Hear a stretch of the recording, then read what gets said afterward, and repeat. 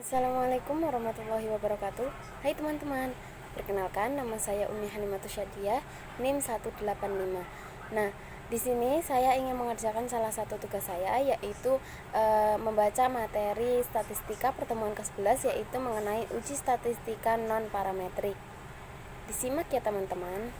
Jadi uji non-parametrik, uji statistika ini didasarkan pada dua pertimbangan, yaitu yang pertama jenis pengukuran data, yang kedua bentuk distribusi populasi. Nah, di sini sudah ada penjelasan bahwa uji statistika itu dibagi menjadi dua, yaitu uji parametrik dan juga uji non parametrik. Nah, bisa disebut uji statistika uji parametrik jika skala interval atau rasio dan juga distribusi normal.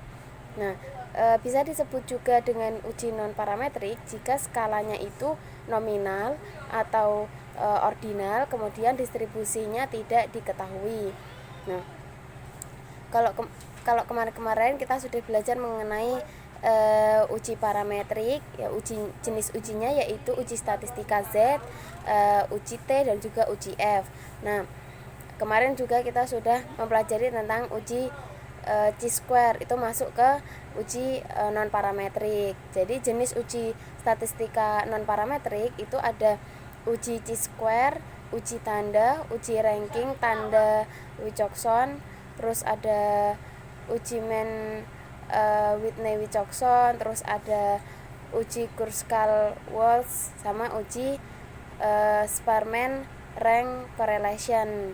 Selanjutnya ada kelebihan dari uji non parametrik dan juga ada keterbatasan dari uji non parametrik itu sendiri. Nah, kelebihannya yaitu bisa digunakan pada data skala nominal maupun ordinal. Nah, kemudian uji non parametrik ini juga digunakan untuk sampel kecil dan tidak memerlukan informasi mengenai populasi. Nah, kemudian pada umumnya uji non parametrik ini mudah dipahami daripada uji parametrik. Nah, sedangkan keterbatasan dari uji non parametrik itu sendiri yaitu ketika kita menggunakan data skala nominal atau ordinal, setiap data dari hasil perhitungan itu tidak diperlukan dalam uji ini, sehingga data hasil perhitungan ini akan tidak berguna atau tidak ada manfaatnya di dalam uji non parametrik. Kemudian keterbatasan yang kedua yaitu hasilnya lebih bersifat umum karena tidak ada informasi tentang populasi, sehingga hasilnya kurang powerful atau kurang maksimal. Kemudian selanjutnya ada uji tanda. Nah, uji tanda ini didasarkan pada perbedaan tanda antara dua observasi yang berhubungan dan memberikan tanda positif dengan adanya perbedaan positif, dan tanda negatif adanya perbedaan negatif. Nah, uji tanda untuk sampel kecil yaitu uji tanda berupa probabilitas yang menunjukkan populasi pertama yang lebih besar dari populasi kedua, di mana populasi kedua itu berhubungan dengan populasi yang pertama atau pirate population. Nah, kemudian prosedur uji non parametrik itu mengikuti prosedur uji parametrik sebagai berikut. Yang pertama, membuat hipotesis nol dan juga hipotesis alternatifnya. Misalnya dalam pernyataan bahwa training bisa meningkatkan kinerja karyawan, hipotesis analisisnya ada lebih dari 50% probabilitas bahwa kinerja karyawan mengalami kenaikan setelah mengalami training, sehingga hipotesis nolnya yaitu P kurang dari 0,50. Kemudian hipotesis alternatifnya itu P lebih dari 0,50. Nah, yang kedua, memilih tingkat signifikasi pada alfa sama dengan 1%, atau alfa sama dengan 5%, kemudian alfa sama dengan 10%. Nah, yang ketiga yaitu menentukan tanda positif atau negatif pada setiap observasi. Nah, tanda positif itu jika ada kenaikan dan tanda negatif untuk penurunan kinerja karyawan. Bila kinerja sama sebelum dan juga sesudah kita beri tanda 0. Tanda 0 tidak dimasukkan dalam uji. Yang keempat yaitu karena sampel kecil maka uji tanda menggunakan distribusi binomial. Kemudian membuat keputusan, misalkan N sama dengan 4 dan 2 karyawan tidak berubah kinerjanya, maka jumlah N sama dengan 12. lihat di tabel probabilitas distribusi binomial dengan N sama dengan 12 dan juga P sama dengan 0,5.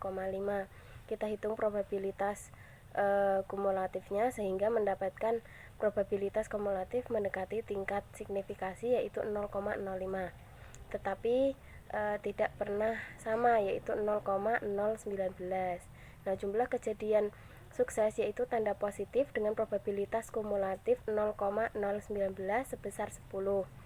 Keputusannya, jika jumlah tanda positif itu lebih dari 10, maka kita menolak hipotesis 0, dan juga sebaliknya, bila tanda positif itu kurang dari 10, maka kita gagal menolak hipotesis 0. Sebuah perusahaan asuransi syariah atau takaful di Jakarta sedang mengalami perkembangan cukup pesat untuk terus meningkatkan kinerjanya. Nah, perusahaan asuransi itu melakukan peningkatan kinerja karyawannya dengan melakukan training terhadap karyawan bagian sales penjualan asuransi. Nah, kinerja karyawan itu dibagi menjadi 3 bagian atau 3 kategori, yaitu rendah, sedang, dan juga tinggi. Diambil secara acak sebanyak 10 karyawan dan hasilnya seperti di tabel bisa dilihat sendiri.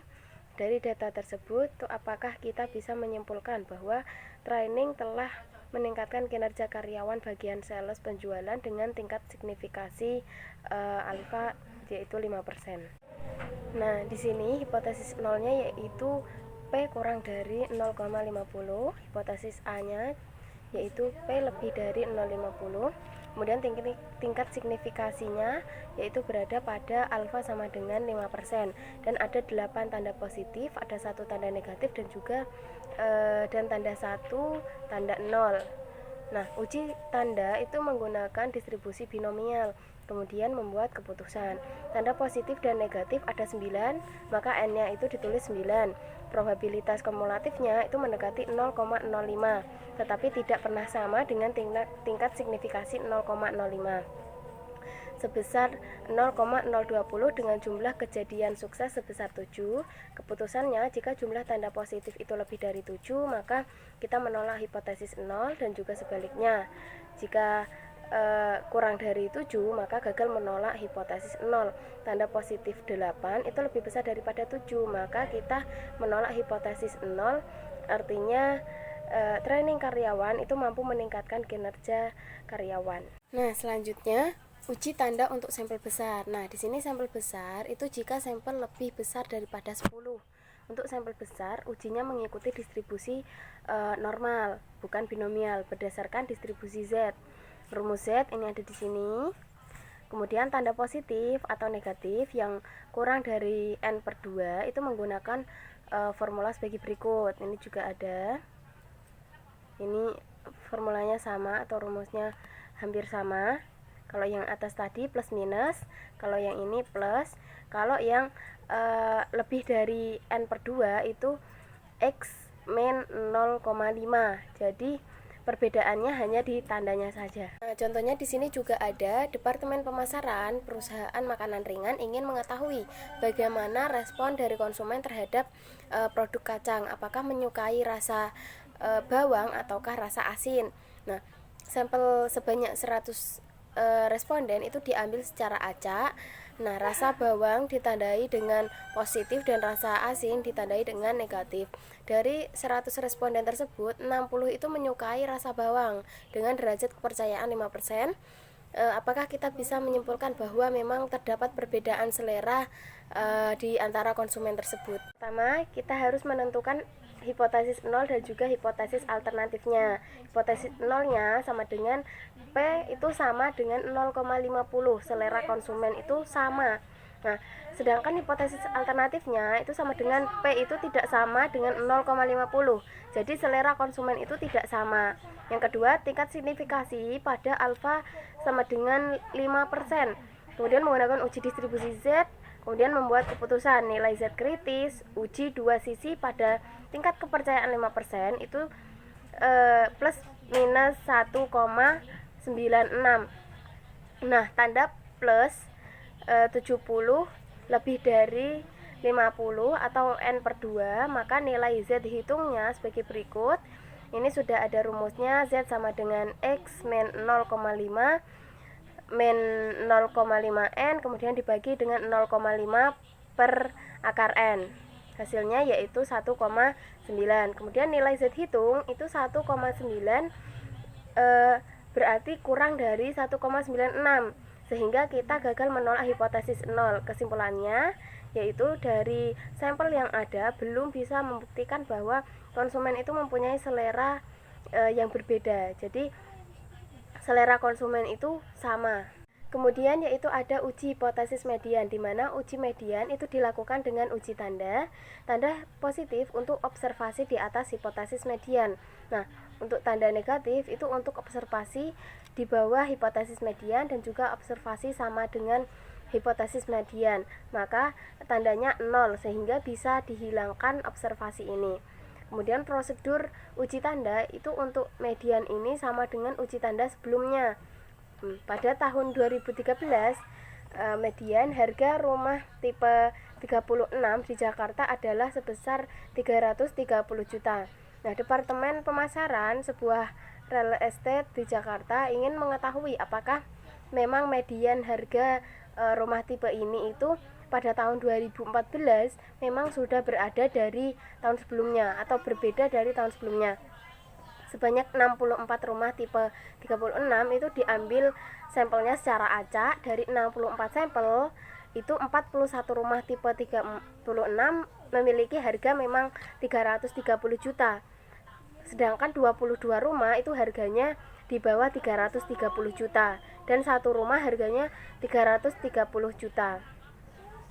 Dengan tingkat signifikasi 5%, apakah kita bisa menyimpulkan bahwa median harga rumah tipe ini di Jakarta memang telah berubah?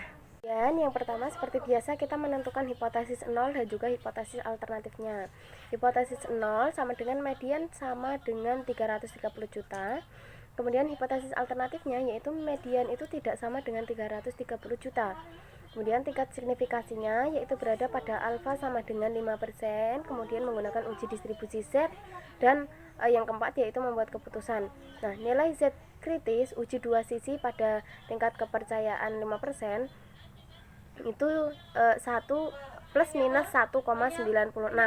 Tanda plus 41 lebih dari 32 atau N per 2 itu, maka nilai Z hitungnya bisa dicari dengan rumus seperti biasa, dan nilai Z hitungnya yaitu 2,125.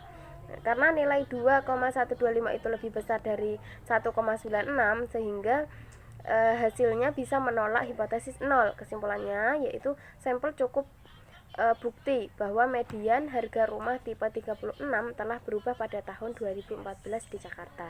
Itu ada uji ranking tanda Wilcoxon, di mana uji ranking tanda Wilcoxon itu merupakan uji statistika perbedaan dua sampel dependen di mana datanya yaitu skala ordinal. Nah, data tidak berdistribusi normal. Adapun prosedur atau langkah-langkah dalam uji ranking tanda Wilcoxon, yang pertama, mencari perbedaan skor antara dua sampel yang diambil. Yang kedua, mencari nilai absolut perbedaan skor dua sampel tersebut. Jika perbedaannya 0, maka kita tidak masukkan dalam analisis. Yang ketiga, melakukan ranking nilai absolut dari yang terkecil sampai yang terbesar.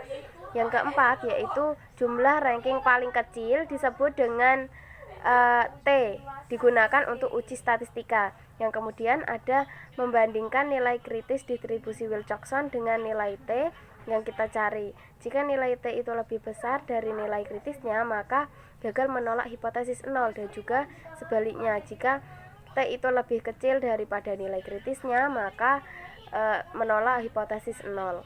Nah, sebuah lembaga analisis keuangan itu ingin mengetahui apakah kondisi ekonomi tahun 2014 lebih baik daripada tahun 2013. Untuk itu, lembaga tersebut membandingkan rasio harga dan juga pendapatan di dalam saham di Bursa Efek Indonesia di kedua tahun tersebut. Sebanyak sampel 12 perusahaan diambil secara acak sebagai sampel penelitian. Dengan derajat kepercayaan 5%, apakah kita bisa menyimpulkan bahwa PE rasio tahun 2014 itu lebih baik daripada tahun 2013. Ini datanya sudah ada di sini. Data PE rasio tahun 2013 dan juga 14 dari perusahaan tambang tanah, Telkom, Indosat, PLN, Bank Mandiri, dan lain sebagainya. Langkah yang pertama yaitu menentukan hipotesis 0 dan juga hipotesis alternatifnya, di mana hipotesis 0 yaitu tidak ada perbedaan price earning ratio tahun 2013 dan juga 2014. Sedangkan hipotesis alternatifnya yaitu price earning rasionya tahun 2014 itu lebih tinggi daripada price earning ratio tahun 2013. Kemudian menentukan tingkat signifikasi yaitu 5%. Kemudian uji statistika ranking tanda Wilcoxon, kemudian membuat keputusan bahwa nilai Wilcoxon kritis uji satu sisi pada tingkat kepercayaan 5% yaitu sebesar 12 adalah 17. Kemudian tidak ada perbedaan 0 price earning ratio tahun 2013 dan juga 2014, maka N-nya sama dengan 12. Nah, nilai T hitungnya adalah 5, yaitu nilai perbedaan ranking yang terkecil. Nilai T hitung sebesar 5 itu kurang dari nilai kritisnya yaitu 17, sehingga kita menolak hipotesis 0. Kesimpulannya bahwa sampel cukup memberi bukti bahwa price earning ratio tahun 2014 itu lebih tinggi daripada price earning ratio tahun 2013. Ada mengenai tabel perhitungannya uji ranking tanda Wilcoxon dengan program aplikasi SPSS, Wilcoxon Signet Ranks Test. Sudah ada perhitungannya, N-nya, main ranks-nya, kemudian ada room of rank, dan ada tes statistikanya juga. Kemudian ada uji Mann-Whitney-Wilcoxon, di mana uji ini memerlukan persyaratan bahwa data paling tidak merupakan skala ordinal.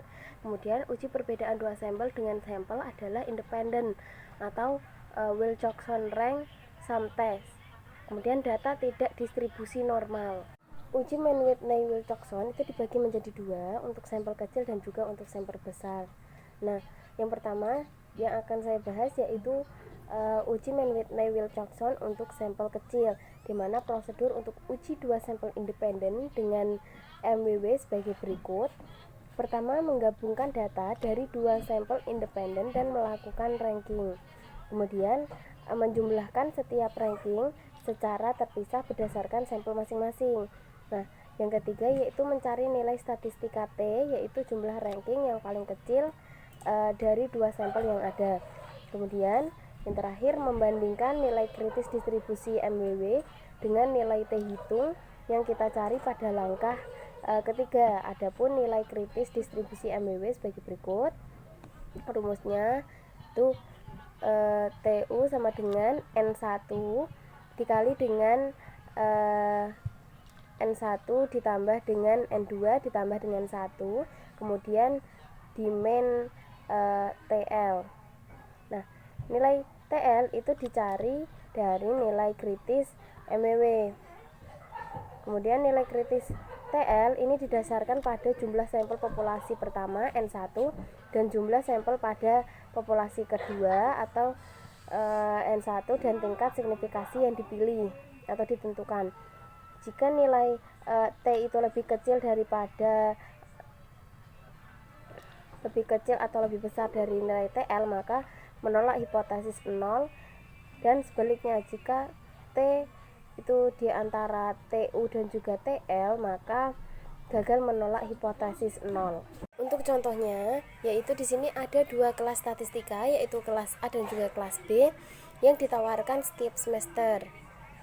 Nah, masing-masing kelas itu berjumlah 75 siswa. 5 nilai mahasiswa dari kedua kelas tersebut diambil secara random atau secara acak. Hasilnya sebagai berikut: nilai dosen pengampu statistika kelas A dan juga nilai dosen pengampu statistika kelas B. Ini ada dua data. Kemudian dengan derajat kepercayaan 5%, apakah kita bisa menyimpulkan nilai statistika kedua kelas tersebut tidak sama? Nah, di sini yang pertama kita menentukan hipotesis 0 dan juga hipotesis alternatifnya. Hipotesis nolnya, nilai ujian statistika sama antara kelas A dan juga kelas B. Hipotesis A-nya, nilai ujian statistika itu tidak sama antara kelas A dan juga kelas B. Yang kedua, memilih tingkat signifikasi 5%. Yang ketiga, menggunakan uji statistika MWW. Kemudian yang keempat, membuat keputusan bahwa nilai kritis T itu sebesar 18, sedangkan nilai sebesar nilai TU itu sebesar 37. Selanjutnya di sini ada nilai hitung adalah 24, yaitu jumlah ranking yang paling kecil pada kelas A. Kemudian nilai hitung sebesar 24 ini lebih besar daripada 17, tetapi lebih kecil daripada 37, sehingga kita gagal menolak H0 karena berada di antara kedua nomor tersebut. Kesimpulannya yaitu sampel belum cukup bukti untuk membuktikan adanya perbedaan nilai ujian statistika kelas A dan juga kelas B. Sudah ada tabelnya mengenai nilai ujian mahasiswa baik dari kelas A maupun kelas B, baik nilai statistikanya, ranking totalnya maupun ranking kedua kelas tersebut. Kemudian untuk uji Mann-Whitney-Wilcoxon untuk sampel besar, yaitu bila sampel lebih besar daripada 10, uji statistika MWW mengikuti distribusi Z. Adapun nilai Z hitung untuk uji MWW sampel besar itu sebagai berikut. Ini rumusnya bisa dilihat, keterangannya yaitu N1 dan juga N2 itu jumlah sampel antara populasi 1 dan juga populasi 2. Nah, untuk R-nya itu menerangkan tentang jumlah ranking sampel pertama dan juga sampel kedua. Nah, lembaga riset perusahaan otomotif Astra cabang Bandung itu ingin mengetahui apakah model sepeda motor Honda jenis manual atau otomatik setelah 4 tahun digunakan itu memang berbeda dalam jumlah jarak yang bisa ditempuh dalam kilometer per liternya. Sebanyak 12 sampel motor itu diambil secara acak untuk masing-masing model. Nah, selanjutnya dengan derajat kepercayaan 5% itu apakah kita bisa menyimpulkan bahwa model manual lebih irit daripada model motor otomatik. Di sini sudah ada tabelnya mengenai jarak dalam kilometer per liter sepeda motor manual dan juga otomatik.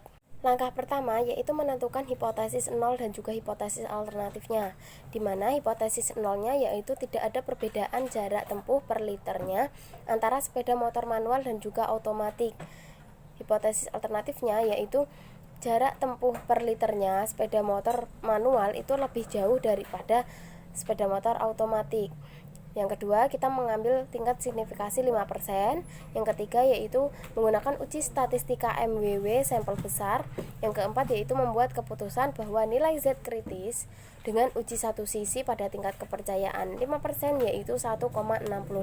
Selanjutnya di sini sudah ada tabel antara jarak dalam kilometer antara sepeda motor manual dan juga sepeda motor otomatik.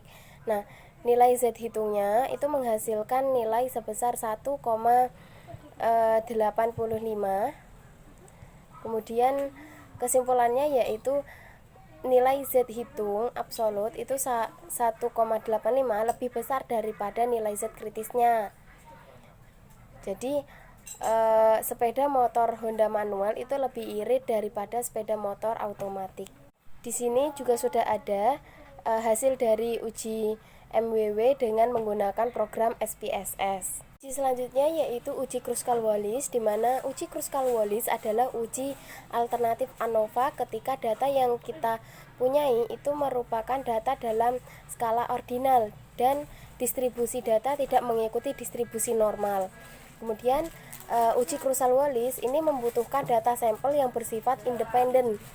Dan hipotesis 0 dari uji Kruskal-Wallis ini menyatakan bahwa sejumlah K dari populasi mempunyai distribusi sama, sedangkan hipotesis alternatifnya itu menyatakan bahwa sejumlah K dari populasi tidak mempunyai distribusi yang sama. Untuk nilai statistika Kruskal-Wallis dicari dengan cara sebagai berikut. Yang pertama, semua sampel dikelompokkan menjadi satu.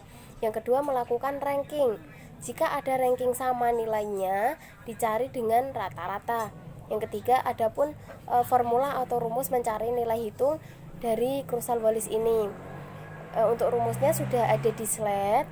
Untuk penjelasannya di sini R itu dijelaskan sebagai jumlah ranking dari setiap sampel. Untuk contohnya di sini ada seorang analisis di bidang keuangan ingin mengetahui apakah terdapat perbedaan tingkat keuntungan atau persenan antara 3 bank syariah milik pemerintah. Di sini yang diambil yaitu Bank Mandiri, BNI dan juga BRI. Sudah ada datanya, bisa dilihat sendiri. Nah, jika distribusi populasi ketiga sampel tersebut tidak diketahui, apakah kita bisa menyimpulkan bahwa terdapat perbedaan tingkat keuntungan ketiga bank syariah tersebut dengan tingkat signifikasi 5%. Untuk hipotesis nolnya, itu distribusi populasi adalah sama. Kemudian untuk hipotesis alternatifnya, distribusi populasi itu tidak sama. Kemudian mengambil tingkat signifikasi 5%, uji statistika, uji Krusal-Wallis, kemudian membuat keputusan bahwa uji Krusal-Wallis itu mengikuti distribusi Z kuadrat. Nilai kritis distribusi X kuadrat, untuk uji Krusal-Wallis ini mengikuti distribusi X kuadrat ya, bukan Z kuadrat. Jadi nilai kritis distribusi X kuadrat dengan tingkat kepercayaan 5% dan diferensiasi sebesar K-1 sama dengan 3, -1 sama dengan 2, di mana K adalah 3, populasi sebesar 5,991. Nilai statistika Krusal-Wallis atau H itu bisa didapat dengan rumus di slide sebelumnya. Kemudian hasilnya yaitu 12,3927. Karena nilai Krusal-Wallis sebesar 12,3927 itu lebih besar daripada nilai kritis X kuadratnya, sehingga kita menolak hipotesis 0. Kesimpulannya yaitu ada perbedaan antara tingkat keuntungan antar ketiga bank tersebut. Di sini juga ada perhitungan uji Krusal-Wallis dengan menggunakan program SPSS. Uji yang ke-8 yaitu uji korelasi ranking Sparman. Nah, korelasi menunjukkan keeratan hubungan antara satu variabel dengan variabel lainnya. Nah, besar keeratan hubungan antara variabel ini merupakan keeratan yang dihitung dengan koefisien korelasi. Nah, analisis korelasi itu digunakan untuk mencari keeratan antara dua variabel dalam skala ordinal saja. Nah, uji korelasi dari dua variabel skala ordinal ini bisa diuji dengan menggunakan uji korelasi ranking dari Sparman. Nah, formula koefisien korelasi dari Sparman itu bisa dirumuskan sebagai berikut. Di sini sudah ada rumusnya. Untuk keterangannya yaitu D sama dengan perbedaan ranking antar variabel dan N itu jumlah observasi. Uji signifikasi koefisien korelasi. Yang pertama, hipotesis 0 dan hipotesis alternatifnya sebagai berikut. Nah, untuk hipotesis 0 itu R sama dengan 0 dan hipotesis alternatifnya yaitu R tidak sama dengan 0. Hipotesis 0 mengatakan bahwa tidak ada korelasi antara dua variabel, sedangkan hipotesis alternatifnya itu mengatakan terdapat korelasi. Yang kedua itu memiliki tingkat signifikasi 5%. Kemudian yang ketiga menentukan uji statistika korelasi Sparman. Yang keempat yaitu membuat keputusan. Uji statistik untuk sampel lebih dari 8 itu adalah mengikuti distribusi T dengan derajat kebenaran atau kebebasan atau DF itu sebesar 2, yaitu N-2. Adapun formulanya sebagai berikut. Untuk RS itu yaitu nilai koefisien korelasi Sparman, N yaitu jumlah observasi. Untuk contohnya yaitu ada perusahaan asuransi syariah atau takaful di Jakarta itu melakukan training terhadap karyawan bagian pemasaran. Yang datanya sebagai berikut: ranking hasil training dan ranking penjualan setelah training. Sudah ada namanya, ranking hasil trainingnya, dan juga ranking penjualan sesudah trainingnya. Kemudian ada juga soalnya, hitunglah dan interpretasikan nilai koefisien korelasi dengan tingkat kepercayaan atau alfa 5%, apakah bisa disimpulkan bahwa ada korelasi positif antara hasil training dengan ranking rata-rata penjualan karyawan. Kemudian sudah ada datanya ditambah dengan D kuadrat. Nilai koefisien korelasi sebesar 0,939 didapatkan dari rumus R dan bertanda positif. Angka ini menunjukkan adanya korelasi positif yang kuat antara ranking hasil training dengan ranking hasil penjualan setelah training. Selanjutnya uji signifikasi koefisien korelasi. H0-nya yaitu R sama dengan 0 dan hipotesis alternatifnya R lebih dari 0. Nah, hipotesis 0 itu mengatakan tidak ada korelasi positif antara ranking hasil training dan rata-rata penjualan setelah training. Sedangkan hipotesis alternatifnya itu mengatakan ada korelasi positif antara hasil training dengan ranking rata-rata penjualan. Yang kedua, memilih tingkat signifikasi 5%. Yang ketiga, menentukan uji statistika korelasi Sparman. Yang keempat, membuat keputusan. Nilai T kritis dengan satu sisi pada tingkat signifikasi 5% dengan DF8 itu sebesar 1,860. Sedangkan nilai T hitungnya itu sebesar 7,75. Karena T hitungnya itu lebih besar daripada nilai kritisnya, sehingga menolak hipotesis 0. Kesimpulannya yaitu bahwa dari sampel yang ada terdapat korelasi positif antara ranking hasil training dengan ranking penjualan setelah training. Di sini juga sudah ada uji korelasi ranking Sparman dengan program SPSS. Hasilnya sama antara yang kita hitung tadi dengan yang ada di sini. Demikian yang dapat saya sampaikan. Apabila terdapat salah kata maupun pengucapan rumus yang kurang berkenan di hati kalian, saya mohon maaf yang sebesar-besarnya.